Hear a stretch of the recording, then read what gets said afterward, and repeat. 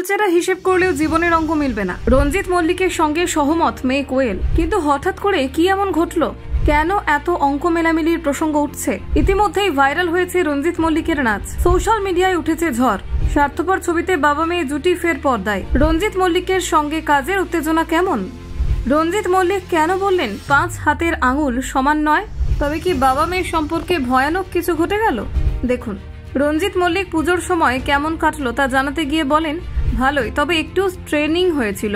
প্রচুর আত্মীয় স্বজন বাইরে থেকে আসে, সেই সঙ্গে পুজোর নিয়ম কানুনও মানতে হয়, কিছুটা অ্যাডজাস্টেড হয়ে গিয়েছিলাম। তিনি আরো জানান, পুজোর সময় কবিরের সঙ্গে দাদুর নাচ দেখেছেন, যা সামাজিক যোগাযোগ মাধ্যমে ভাইরাল হয়ে গিয়েছে।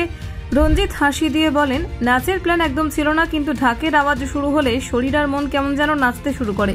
সারা জীবন থেকে এটাই দেখে এসেছি, ওই সময় নিজেকে সামলাতে পারি না।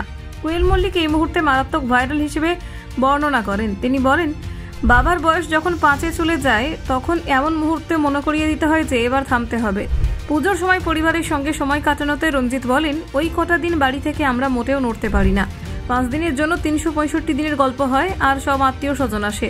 এবছর পুজোর আগে প্রায় সকলেই শহর ছেড়ে প্রচারে নামেন। রঞ্জিত মন্তব্য করেন, এত বড় প্রচারের সময় আমরা কখনো দেখিনি। আমাদের সময় খেয়াল করে কাজ করা হতো, ফাঁকিবাজি ছিল না। আমরা বিশ্বাস করতাম মানুষের ভালো লাগলে কাজের স্বীকৃতি আসবে। কোয়েল বলেন, প্রচার এখন গুরুত্বপূর্ণ। আমি যখন কাজ শুরু করেছি তখন থেকেই প্রচারের ধরন অনেক পাল্টেছে। তবে যদি সিনেমা ভালো হয়, মানুষ আসবে। প্রত্যেক ছবির নিজস্ব ভাগ্য থাকে। রঞ্জিত ও কোয়েল বহু ছবিতে একসঙ্গে কাজ করেছেন।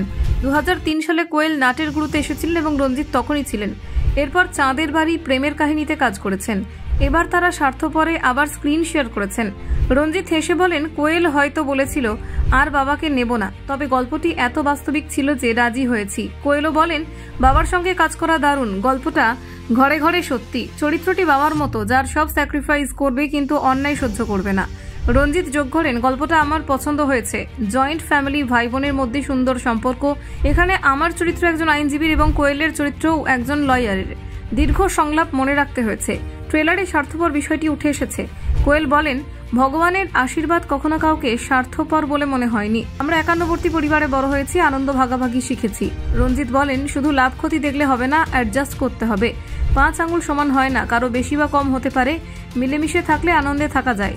কোয়েল ইন্ডাস্ট্রির বর্তমান পরিস্থিতি নিয়ে বলেন, পুজোর সময় সামাজিক মাধ্যমে অনেক কিছু দেখিনি। পরিবারে ঝামেলা হলে তা পাশের বাড়ি পর্যন্ত পৌঁছাতে চাই না।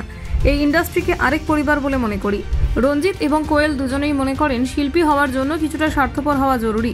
রঞ্জিত বলেন, নিজের কাজের জন্য সময় নিতে হয়, সেটা স্বার্থপরতা নয়। কোয়েলও একমত, সন্তানদের জন্য গ্যাপ নিয়েছিলাম, কিন্তু ক্যামেরার সামনে শতভাগ দেওয়ার চেষ্টা করি। ব্যুরো রিপোর্ট, নির্ভীক বার্তা।